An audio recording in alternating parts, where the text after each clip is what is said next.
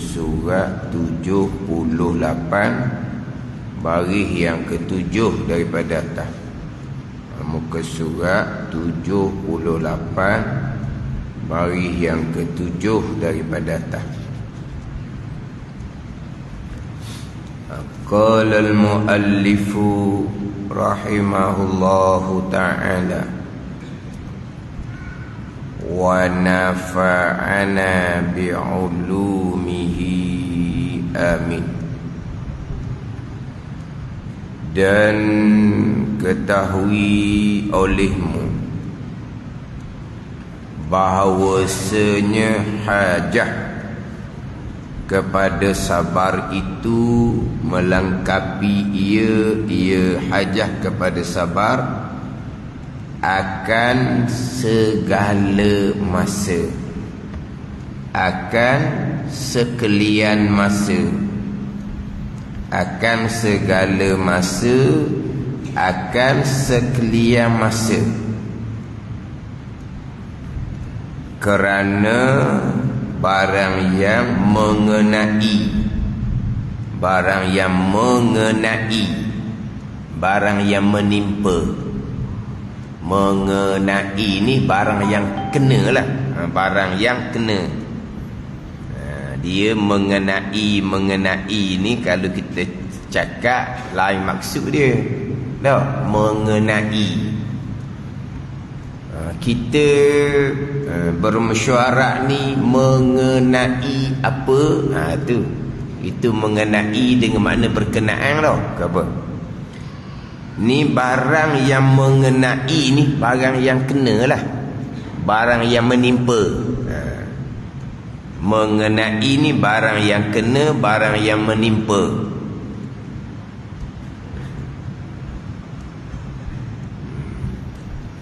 Dia mengenai ni lah perkataan dia ni, yang makna makrifah tu. Ingat tak makna makrifah? Pegangan yang putus, yang mengenai yang sebenar. Itu lain makna, itu bertepatan.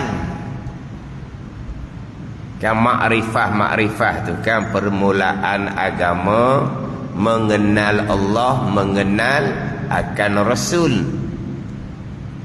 Makrifah, apa dia makrifah? Pegangan yang putus, yang mengenai yang sebenar. Itu yang bertepatan dengan yang sebenar. Boleh juga tak? Yang kena dengan yang sebenar boleh juga. Hak ni barang yang mengenai ni barang yang menimpa. Kerana barang yang mengenai, barang yang kena, barang yang menimpa akan manusia itu tiada sunyi, maksudnya tiada lepas ia barang yang mengenai akan manusia daripada dua macam, dua bagai, dua jenis. Mana ni? Dua bagai, dua macam ni. Pertama, barang yang setuju dengan keinginannya. Kedua, yang menyalahi ia barang akan keinginan. Maknanya yang menimpa manusia ni sama ada barang yang setuju, barang yang setuju dengan keinginan ni, contohnya sehat, kaya, itu contoh dia. Itu barang yang setuju dengan keinginannya. Barang yang menyalahi akan keinginan, contohnya dicuba dengan ujian daripada Allah Subhanahu wa ta'ala. Itu di antaranya. Yang di antara barang menyalahi ini, dia akan pergi pada mengerjakan taat. Itu barang yang menyalahi akan hawa nafsu, mengerjakan taat, meninggalkan maksiat. Kemudian apa-apa ujian yang menimpa atas kitanya, itu barang yang menyalahi akan keinginan nafsu. Dan ketahui olehmu bahawanya hajat bersabar itu melengkapi ia hajat kepada sabar akan segala masa, akan sekalian masa. Masa senang, masa susah, sekalian masa. Masa dapat nikmat, masa kena ujian. Yang mana kita biasanya kalau senang, nikmat, syukurlah. Kalau susah, ujian, sabar. Dia senang susah ni, kedua-dua tu ada syukur, kedua-dua tu ada sabar. Ada ni. Sebab qada Allah ni wa hurrihi wa murrih, itu qada Allah. Yang manis qada Allah, yang pahit qada Allah. Hak manis qada Allah, hak pahit qada Allah. Jadi dalam kehidupan kita ni dua perkara ni. Dua perkara ni. Yang siapa kita ni dua perkara ni. Tak lari dia dua perkara ni. Sama ada perkara yang manis ataupun perkara yang pahit. Sebab tu Nabi SAW bersabda, al-imanu nisfani, nisfun fi syukri wa nisfun fi sabri, nisfun fi sabri wa nisfun fi syukri. Itu dia ada di akhir pembicaraan sabar dalam kitab Penawar bagi Hati ni. Al-imanu nisfan, bermula iman ni ada dua bahagian. Nisfun fi sabri, satu bahagian, satu nisfu pada sabar. Wa nisfun fi syukri, satu nisfu, satu setengah bahagian pada syukur. Sebab apa? Sebab yang menimpa kita ni sama ada manis ataupun pahit. Hak manis ada sabar dan ada syukur, hak pahit pun ada sabar dan ada syukur. Yang kita biasanya hak manis syukur, hak pahit sabar, kedua-dua. Bahkan sabar ketika diuji dengan perkara yang manis, perkara yang baik, yang setuju dengan keinginan. Sabar ketika Allah Ta'ala uji dengan apa yang kita dapat tu benda manis, lebih sukar daripada sabar kita atas ujian daripada Allah Subhanahu wa Ta'ala. Nanti habis bicara sabar, dia akan mengiringi pula bicara sifat syukur. Pembicaraan bab yang kelima, sifat kepujian yang kelima, syukur nanti. Jadi sabar syukur sama saja, dia melengkapi akan segala masa, sekalian masa. Sama ada sabar yang wajib, sama ada sabar yang sunat, di sepanjang masa.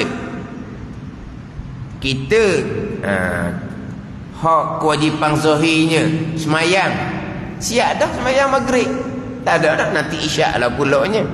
Lepas main isyak selesai, pagi esok lah pulak. Lepas main subuh, ada dah, tunggu tengah hari ya.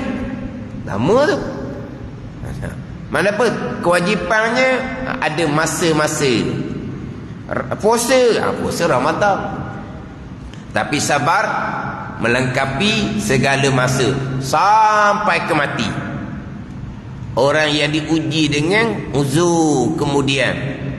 Uzur tu uzur yang tiba-tiba contohnya. Itulah ujian yang besar yang menjadi kewajipannya sabar sampai ke mati.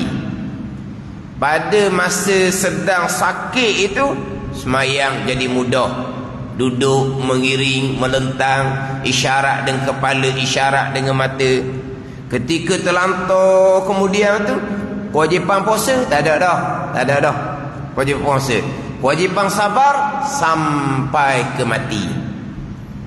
Sabar dengan ujian, ujian keuzuran tu lah. Uzur diri lagi, sabar pula dengan yang tolong jaga kita, yang tolong uruskan kita. Kalau kita diuji dengan uzur sakit ni, kena sabar. Kemudian yang menolong pula begitu begini, kita kena sabar. Ada ni. Hak kata sabar ni melengkapi ia akan segala masa. Tapi kesabaran ni mari daripada kekuatan iman masing-masing. Sabar, syukur, redha.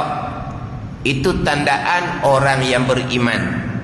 Apabila sahabat Nabi SAW mengaku mereka beriman, maka Nabi pun tanyalah mereka ni, sahabat ni, apakah alamat keimanan kamu? Jawab sahabatnya, nashkuru alal ghaha wa nasbiru alal bala wa narda bimawaqi'il qada. Kami syukur atas kurniaan Allah, kami sabar atas ujian Allah, dan kami redha akan perkara yang diqada kalau yang berlaku. Maka Nabi pun akulah sahabat ni orang yang beriman. Mana imannya? Alamat dia syukur, sabar, redha. Syukur, sabar, redha. Itu tandaan orang yang beriman. Tapi bicara sabar ni adik kena faham satu-satulah. Kemudian sabar ni pula ada pangkat dia terdahulu. Pangkat yang pertengahan macam mana?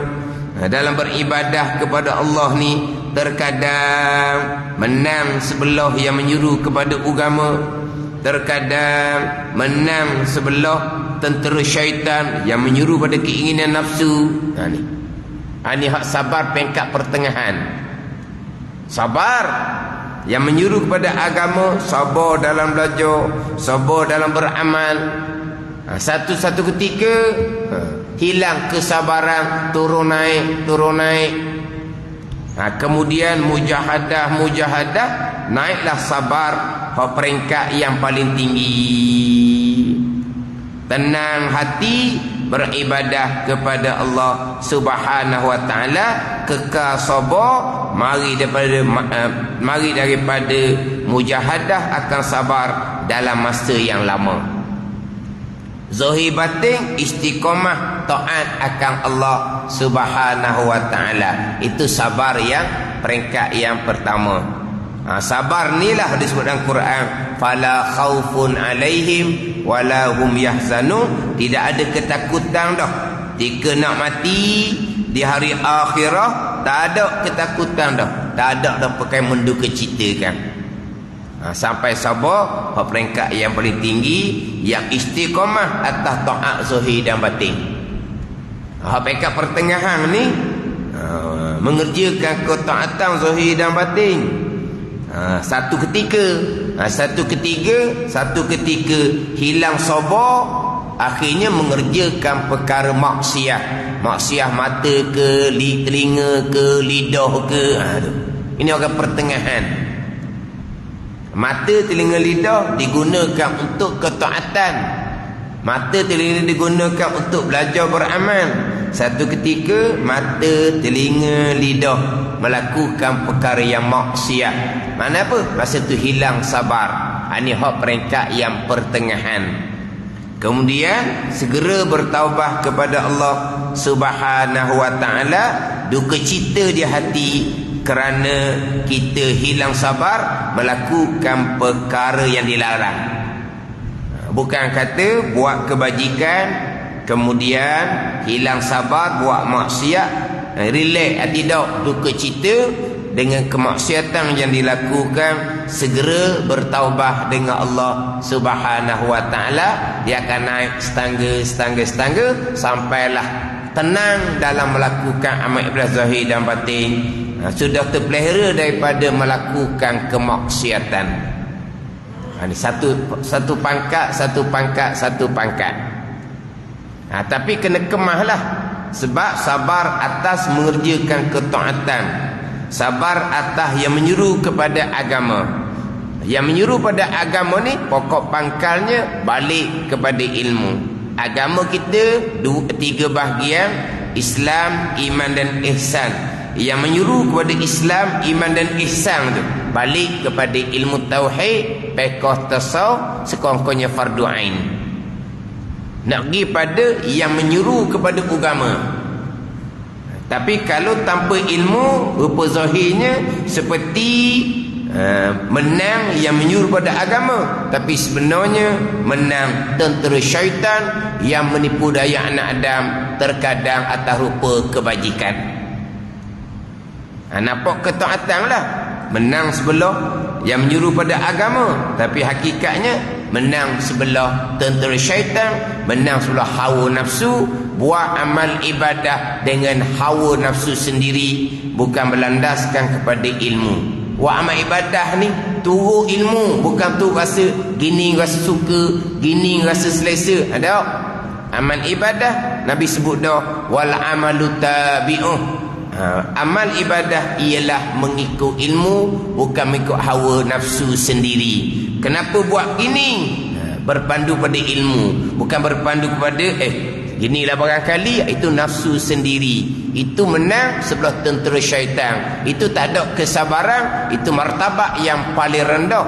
Martabak hayawan, martabak hayawan dipanggil. Hak tu hak paling rendah sekali. Hak bicara pangkat sabar dalam kitab Penawar bagi hati. Aku nak cerita pula kedudukan sabar ni. Bila sabar ni melengkapi ia akan segala masa. Kerana barang yang mengenai, barang yang menimpa akan manusia itu tiada sunyi. Ia barang yang mengenai akan manusia daripada dua macam, daripada dua bagai. Mana pertama, barang yang setuju dengan keinginan, barang yang kita nak, barang yang manis, hulwihi wa murrih, qada Allah yang manis.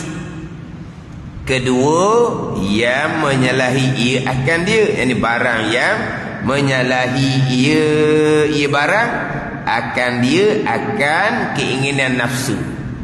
Termasuk barang yang menyalahi keinginan nafsu ni, dia akan cerita di bawah mengerjakan ta'ah. Mengerjakan ta'ah ni barang yang menyalahi nafsu. Nafsu malah nak buat. Mana lagi barang menyalahi akan nafsu, meninggalkan segala maksiat. Itu pun barang yang menyalahi akan nafsu. Barang yang menyalahi akan nafsu ni pula daripada ujian daripada Allah Subhanahu wa ta'ala. Itu barang yang menyalahi akan nafsu. Dia ketaatan yang setuju dengan nafsu. Ketaatan yang setuju dengan nafsu. Pertamanya berkahwin. Berkahwin itu ketaatan sunnah Nabi sallallahu alaihi wasallam.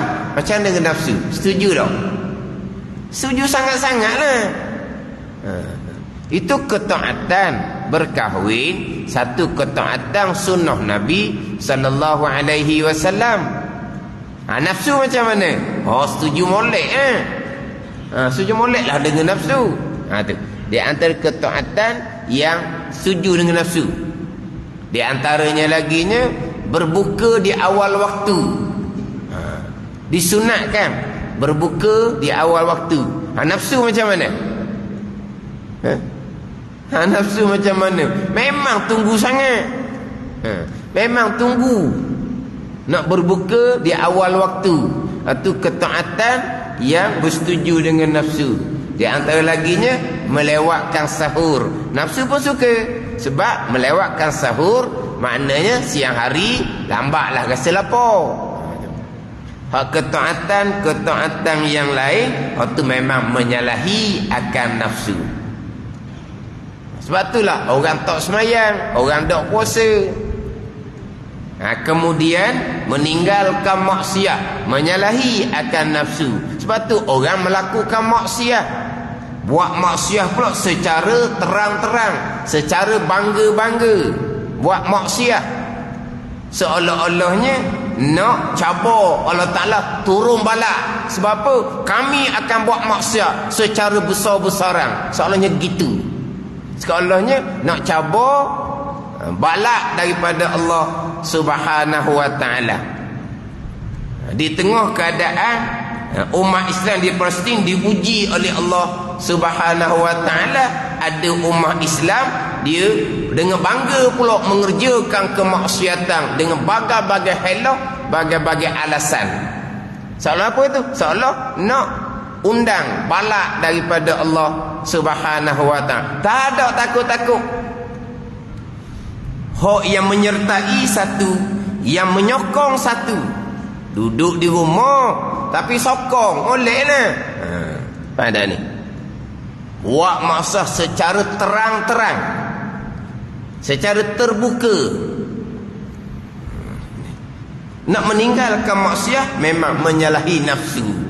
Orang yang berpura-pura dengan nak agama ni faham lah. Nafsu dia tak boleh nak selindung. Manusia yang berpura-pura ada ciri nifak, ciri kepura-puraan. Tak boleh lari. Orang yang ada ciri kepura-puraan tak boleh lari. Satu ketika melakonkan watak orang yang baik, satu ketika secara terang-terang membenarkan perkara yang maksiat secara besar-besaran, secara besar, secara terbuka, secara bangga. Sebab apa? Sebab nak meninggalkan maksiat adalah barang yang menyalahi ia akan keinginan nafsu. Adapun yang setuju dengan keinginan, barang yang setuju dengan keinginan nafsu, yang kita nak kena sabar ni, seperti sehat badan, ni dia panggil perkara yang manis, khulwihi wa murri, wa tu'mina bil qadari khairihi wa syarrihi wa khulwihi wa murri. Dan engkau beriman dengan ketentuan dan perbuatan Allah, baik iman dan ta'ah, ketentuan dan perbuatan Allah, jahat, kufur dan maksiat, ketentuan dan perbuatan Allah, dan perkara yang manis, ketentuan dan perbuatan Allah, perkara yang jahat, ketentuan dan perbuatan Allah. Ini perkara yang manis. Ini datang daripada Allah Subhanahu wa ta'ala. Ketentuan yang manis ni barang yang bersetuju dengan keinginan, seperti sehat badan dan selamat. Sehat badan dan selamat. Selamat, kita duduk dalam keadaan selamat, aman, damai. Dan kadang selamat, aman, damai. Dan kekayaan, itu semua ketentuan Allah yang manis. Dan kekayaan dan kemegahan, kedudukan. Ada kemegahan, ada kedudukan. Maka sangatlah hajahnya, hajah barang yang setuju dengan keinginan tu, kepada sabar. Sangat hajah kepada sabar. Hak manis ni, hak manis ni syukurlah. Tak, sekarang ni hak manis ni, sehat badan, selamat kehidupan kita, keluarga kita selamat, dengan kekayaan, kemegahan, maka sangatlah hajahnya kepada sabar. Kena sabar. Tu syukur. Syukur satu bahagian. Sabar. Kerana jika tiada ia, maka sangatlah hajahnya, hajah manusia kepada bersabar. Kerana jika tiada ia manusia, sabar. Sabar ni pada ketika sehat badan, pada ketika selamat, pada ketika kaya, dapat kemegahan, nescaya melampaui ia manusia dan berlebih-lebihan ia manusia pada bersedak-sedak dan mengikut keinginannya, keinginan manusia, maka jatuh ia, maka membawa ia kepada jatuh di dalam kebinasaan. Ini kata ketentuan Allah manis, pahit, sabar, ia syukur pun ia. Ini hak sehat badan ni kena syukurlah. Guna sehat badan pada mengabdikan diri akan Allah. Selamat, kaya, gunakan keadaan yang aman damai ni, keadaan yang kaya ni kepada mengabdikan diri akan Allah. Itu syukur. Sabar, sabar ni. Sabar dengan bahawa tidak melampaui, tidak berlebih-lebihan pada menggunakan barang yang ditentukan Allah daripada perkara yang manis ni. Sabar situ. Nanti bicara Pak, kalau kata qada yang pahit, sabar, kita kena tahan diri kita atas ujian daripada Allah. Syukur di mana pula? Syukur atas ujian daripada Allah dengan penyakit contohnya. Apa syukur dia? Menyedarkan diri kita, menginsafkan diri kita. Dengan sakit itu kita sabar, diampuni dosa oleh Allah Subhanahu wa taala. Dosa diampuni sekalian, diangkat darjah oleh Allah Subhanahu wa taala. Syukurlah. Ada orang tengah-tengah senang lena enjoy, tiba-tiba mati. Terlebih dahulu diuji dengan sakit. Sehat badan, jatuh sakit. Menyedarkan kita, menginsafkan kita, menambahkan pahala kita, mengkifaratkan dosa. Dosa diampuni bukan hanya dengan taubat. Dosa diampuni bukan hanya dengan taubat. Dengan sabar diampuni dosa. Hak taubat tu satu. Ada ni. Jadi dengan sabar ujian, dengan tak sihat, sakit badan tu akan mengampuni dosa. Dosa habis dah akan mengangkat darjat. Syukur atas ujian daripada Allah Subhanahu wa taala. Ini sihat badan, sabar. Selamat kitanya aman damai, sabar. Aman damai kita pun gunakan keamanan untuk buat maksiat. Tu kata tu nak undang musibah daripada Allah Subhanahu wa taala. Dia musibah daripada Allah Subhanahu wa taala ni bukan hanya gempa bumi. Bukan hanya zahir itulah taufan dah. Dalam keadaan kehidupan semakin sempit, itu musibah daripada Allah Subhanahu wa taala. Kenapa kehidupan jadi sempit?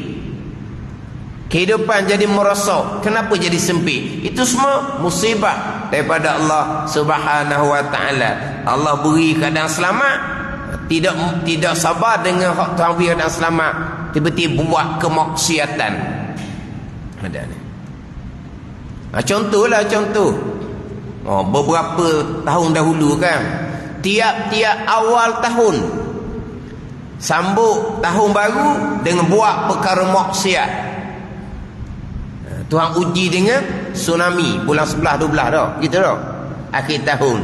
Tahun tu tak sambut dah. Sebab apa? Kena tsunami, ramai orang mati. Barulah sambut awal tahun tidak dengan perkara yang maksiat, buat ibadat. Jadi seorang manusia seumpama tu, beri selamat je, tak ada sabar dia. Syukur jauh sekali. Bila tidak sabar, dia akan melampaui kepada melakukan kemaksiatan. Jadi kita ni molek, dan kita biasanya sabar ni atas ujian musibah, sakit. Sehat badan, syukur. Jadi sakit ke, ketentuan yang pahit, sehat badan ke, ketentuan yang manis, sabar dan juga syukur. Jadi sabar ni melengkapi ia akan segala masa.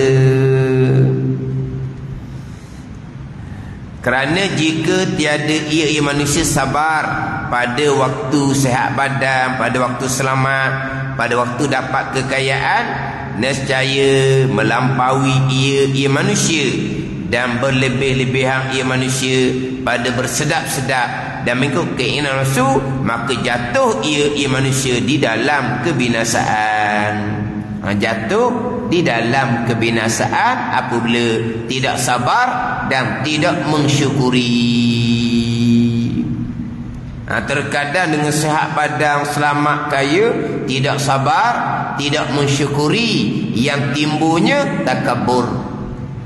Yang timbulnya takabur, besar diri dengan qada yang manis daripada Allah Subhanahu wa ta'ala. Kerana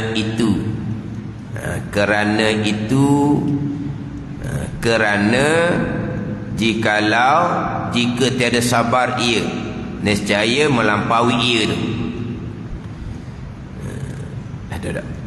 Dan sabar atas yang pertama ini, sabar atas yang pertama ini daripada dua macam tu, daripada dua bagai tu. Dan sabar atas yang pertama ini, sabar atas yang pertama dua-dua macam. Sabar atas barang yang setuju dengan keinginan tu, terlebih sukar, terlebih payah daripada sabar bagai yang kedua di bawah. Sabar atas barang yang menyalahi ia barang akan nafsu yang kedua tu.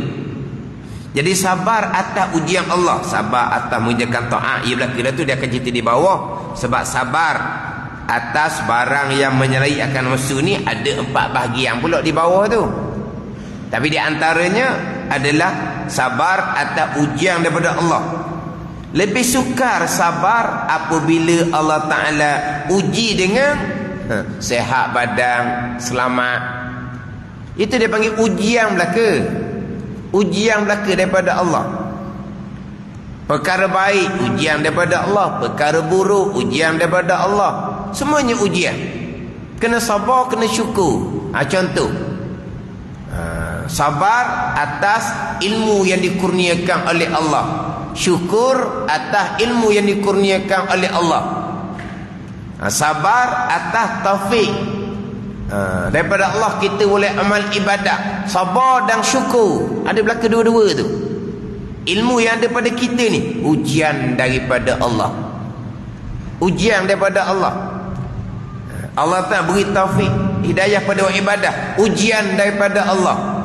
Sebab kita duduk di dunia tempat ujian daripada Allah Subhanahu wa ta'ala. Ada ilmu lagi besar ujian daripada Allah Subhanahu wa ta'ala. Besar ujian. Dengan ilmu tu beribadah ke tidak, dengan ilmu tu macam mana ibadat ni.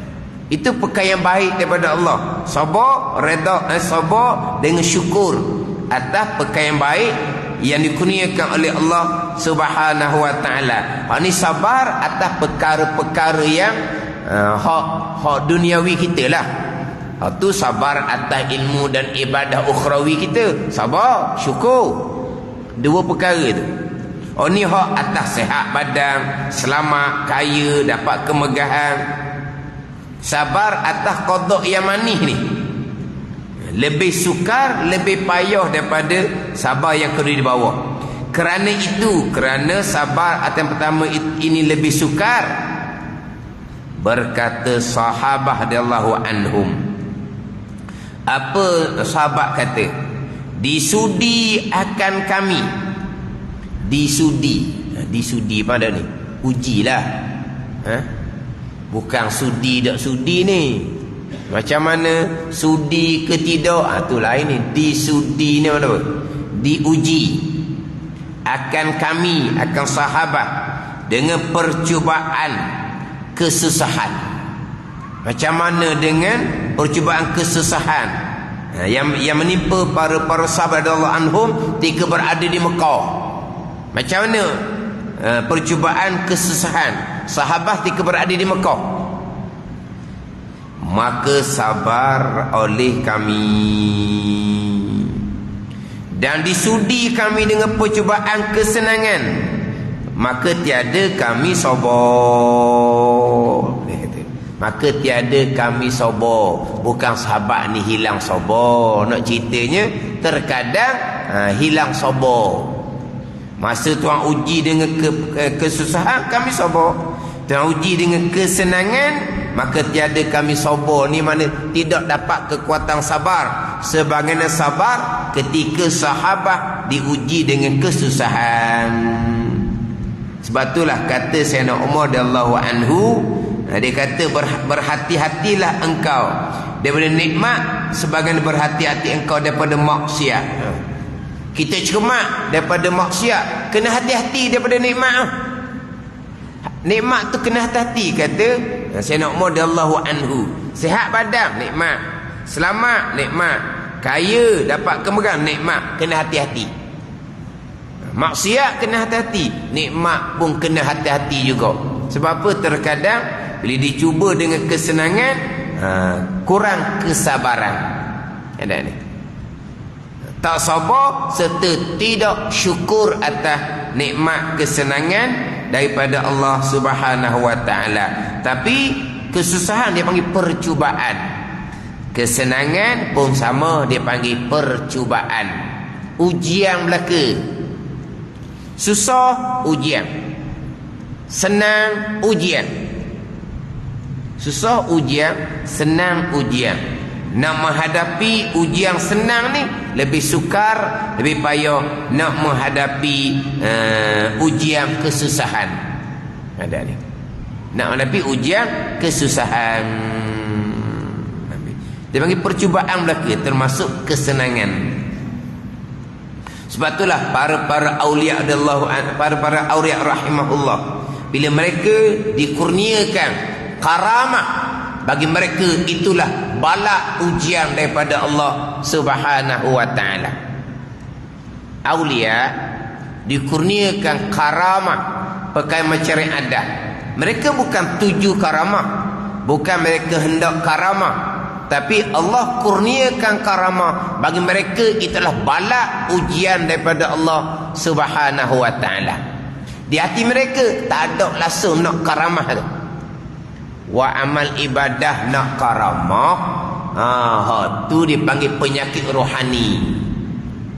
Ini sebuah perjalanan mereka lah, penyakit rohani. Mereka bukan nak karamah, tapi Allah Ta'ala kurniakan karamah, mereka terima sebagai satu ujian daripada Allah. Mereka mensyukuri dan mereka terima itu sebagai bala ujian daripada Allah Subhanahu wa taala. Sebab mereka bukan nak pakai yang mencari adah. Mereka naknya al-istiqamah. Al-istiqamah tu khair min alfi karamah. Istiqamah lebih baik daripada 1000 karamah. Apa istiqamahnya? Istiqamah tetap hati bersama dengan Allah Subhanahu wa taala, nafas demi nafas, saat demi saat. Itulah yang mereka tuju. Adapun karamah bukan mencari adat, bagi mereka tidak ada pengiktibaran, tapi mereka terima itu ada kurnia daripada Allah, tapi mereka anggap itu adalah bala ujian daripada Allah Subhanahu wa taala. Jadi perkara yang baik, kesenangan, itu adalah percubaan daripada Allah Subhanahu wa taala. Bermula makna sabar padanya pada yang pertama ni. Padanya pada yang pertama ni, pada barang yang setuju dengan keinginan, bahawa tiada cenderung ia manusia kepada barang yang setuju dengan keinginan. Sehat contohnya, tiada cenderung ia kepadanya kepada sehat badan dan selamat dan kekayaan dan kemegahan. Tiada cenderung ia kepadanya, itu makna sabar. Sabar di hati dengan bahawa jangan cenderung kepada yang Tuhan uji dengan hak perkara yang manis tadi ni, perkara yang setuju dengan keinginan nafsu, dan mengetahui akan bahawasanya sekalian yang demikian itu, demikian barang yang setuju dengan keinginan tu. Mana sekalian yang demikian itu tu, sehat badan, selamat, kaya, dapat kemegahan kedudukan, pertaruhan pada sisinya, sisi manusia. Satu pertaruhan. Mengapa satu pertaruhan? Satu amanah daripada Allah Subhanahu wa taala. Pertaruhan, amanah daripada Allah. Bukan pertaruhan ni, pertaruhan mana amanah daripada Allah pada sisinya, sisi manusia. Selagi akan diambil daripadanya dan manusia pada masa yang hampir. Bila-bila masa. Sehat badan. Bila-bila masa sekarang ni. Kan orang sehat. Tiba-tiba segala-gala kena orang tolong. Sebelum tu sehat. Sebelum tu apa? Aktif lah. Sentiasa bersenam, berpeluh semua. Makan, minum dia jaga. Siapa orang kata dia ni tak ada nikmat hidup. Dah makan, minum, ni tak boleh, ni tak boleh, dikatakan tak ada nikmat hidup. Tapi jaganya kesihatan dianya. Banyak kan dijaga sungguh-sungguh. Ada ni. Ni tak ambil, ni dia tak ambil. Tu kata tak ada nikmat hidup. Lepas tu dia sentiasa berpeluh dari sihat badan. Tiba-tiba. Mana apa tu? Itu hanya pertaruhan daripada Allah belaka tu. Aman daripada Allah selagi akan diambil daripada manusia pada masa yang hampir. Bila-bila masa Allah Ta'ala tarik balik sehat badan, selamat kitanya. Bila-bila masa Allah Ta'ala tarik kaya, bila-bila masa Allah Ta'ala tarik dapat kemegahan kedudukan, bila-bila masa Allah tarik. Itu hanya pertaruhan amanah daripada Allah Subhanahu wa ta'ala.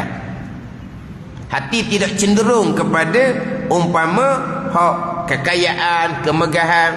Dia tahu kekayaan kau tak ada dah lah. Hati semata-mata tumpu kepada kekayaan dan kemegahan. Kenapa? Tak sabar. Akhirnya jatuh di dalam kebinasaan. Dengan sehat badan, selamat, kaya, dapat kemegahan. Bila tidak sabar, cenderung hati sepenuhnya kepada apa yang diamanahkan oleh Allah, maka jatuhlah ia ke dalam kebinasaan. Dan bahawa tiada berlebih-lebihan. Dan bahawa tiada berlebih-lebihan ni atau pada kata bahawa tiada cenderung ia kepadanya. Dan bahawa tiada berlebih-lebihan, yakni dan makna sabar padanya pada barang setuju dengan keinginan nafsu tu. Bahawa tiada berlebih-lebihan ia manusia pada bersedap-sedap dengan dia, dengan barang yang setuju dengan nafsu, sehat badan, selamat, kaya, kemegahan. Itu contoh. Tiada berlebih-lebihan ia pada bersedap-sedap dengan dia. Badan sehat. Dah badan sehat, macam-macam aktiviti yang melalaikan. Dah badan sehat. Mana badan sehat dia bukan guna untuk beribadah kepada Allah. Badan sehat dia bukan guna untuk belajar ke, amal ibadah ke. Dah badan sehat, aktiviti. Orang tua pun aktiviti macam orang muda. Joli lah orang panggil. Joli macam orang muda. Macam orang muda. Tengok-tengok orang tua belaka dah. Apa tu? Dia berlebih-lebihan bersedap dengan umpama sehat badan. Dengan umur tu kalau orang lain tak berapa larat dah, dia sehat. Dia bukan gunakan sehat tu untuk belajar, untuk beramal. Dia gunakan sehat tu untuk berjalan-jalan. Adakah aktiviti orang muda lah. Aktiviti orang muda. Buka topi keledar, datuk dengan nenek dah. Kata tak padang tuang. Tak padang. Dah sehat badan, kaya, pencing, duit banyak. Dia guna apa dengan sehat badan dia tu? Dengan selamat kaya dia guna apa? Guna untuk macam orang muda lah, macam orang muda. Yang mana tuan boleh tarik bila masa. Ketika dia tengah sedap tu pula, aktiviti dia bukan aktiviti yang tak ada risiko. Bila berasa tuan tarik balik. Ada ni. Dan bahawa tiada lalai ia manusia kerananya, kerana barang setuju dengan nafsu, sehat badan, selamat, kaya, megah, tiada lalai. Itu mana sabar. Jangan lalai. tuan wi sihat badan, tuan wi umur panjang, selamat, kaya, senang. Jangan lalai. Sebab apa? Bila-bila masa Allah boleh ambil. Jangan lalai. Kerana barang yang setuju dengan keinginan nafsu, umpama sihat badan, selamat tu, dan bahawa ini atau pada kata bahawa tiada cenderung ia padanya, dan bahawa menunaikan ia, yakni dan makna sabar pada barang setuju dengan nafsu ni, bahawa menunaikan ia manusia akan syukurnya. Syukurlah. Jadi itu makna sabar. Apa makna sabar ni? Dengan bahawa menunaikan ia manusia akan syukurnya. Syukur tu panggil sabar. Itu makna sabar. Dia mensyukuri sihat badan. Sabar tu. Dia boleh sabar. Dengan sihat badan tu, dia tidak cenderung hati. Dengan sihat badan tu, dia tidak berlebih-lebihan. Dengan sihat badan tu, dia tidak lalai. Sebaliknya dengan sihat badan, dia syukur kepada Allah. Atau sabar dia panggil. Sihat badan, selamat, syukur dengan mana apa? Sabar dengan mana apa? Tak cenderung hati. Tidak cenderung hati, tidak berlebih-lebihan, tidak lalai. Sebaliknya, bahawa menunaikan ia akan syukurnya. Syukur akan sihat badan, selamat. Itulah makna sabar. Sabar atas yang pertama ni, yang lebih sukar, yang lebih payah daripada sabar yang kedua di bawah tu. Sabar atas barang yang menyalahi akan hawa nafsu. Makna contohnya, sabar atas mengerjakan taat. Itu payah dah. Payah ni lagi. Payah hak tuan uji dengan barang yang setuju dengan keinginan nafsu. Payah tu lagi. Nak banding dengan sabar atas mengerjakan ketaatan. Memang nak mengerjakan ketaatan kena sabar. Nak mengerjakan ketaatan, sabar pada belajar, sabar pada beramal. Kau tak sabar, tidak boleh mengerjakan ketaatan. Tu duduk buat tu boleh siang malam belajar ke dak? Dak. Hak tu bukan ketaatan, itu adah jua. Ini ketaatan yang sebenar. Nak mengerjakan ketaatan sebenar, dia kena sabar sebab menyalahi keinginan nafsu. Hak ni payah ni. Dan kita ni kata hak sabar yang pertama itulah yang lebih sukar, yang lebih payah. Sabar atas barang yang manis, yang ditentukan oleh Allah Subhanahu wa taala. Perkara manis, perkara yang diingini oleh nafsu. Dengan sihat badan, dengan dudukkan selamat. Ni selamat kita ni. Makna selamat, tidak ada ketakutan dalam kehidupan kita. Selamat je. Tidur lena je, tak ada kebimbangan. Nak sabar atas perkara yang datang daripada Allah, yang rupa perkara yang manis. Dengan hak tuan uji dengan perkara yang manis ni lah, akhirnya tidak sabar akan jatuh ke dalam kebinasaan. Hanyut dengan dalam keadaan sihat badan, selamat, kaya, hanyut sampai masa Allah Ta'ala cabut nyawa dalam keadaan kebinasaan, sebab tidak sabar atas barang yang setuju dengan nafsu, yang datang daripada qada Allah, qada yang manis, qada yang kita kata perkara yang disukai oleh keinginan nafsu. Bukan kita nak, kita minta kan nak dapat satu perkara berjaya apa semua, itu yang kita nak dapat. Itu adalah ujian daripada Allah Subhanahu wa taala. Sabar ataupun tidak, syukur ataupun tidak. Ini hak sabar yang pertama daripada dua bagai, yang mana sabar ni melengkapi ia akan segala masa, akan sekalian masa, sampai ke mati kita kena ada sabar. Sampai ke mati kena ada sabar. Sehat pun sabar, sakit terlantau pun kena sabar. Ujian Allah Subhanahu wa ta'ala. Mati dalam keadaan dia tidur malam, Tuhan uji dengan contohnya sakit. Dia tidur malam dengan sabar, dia tidur malam dengan redha. Bangun pagi, Tuhan ampuni dosa dia sebagaimana budak yang baru lahir.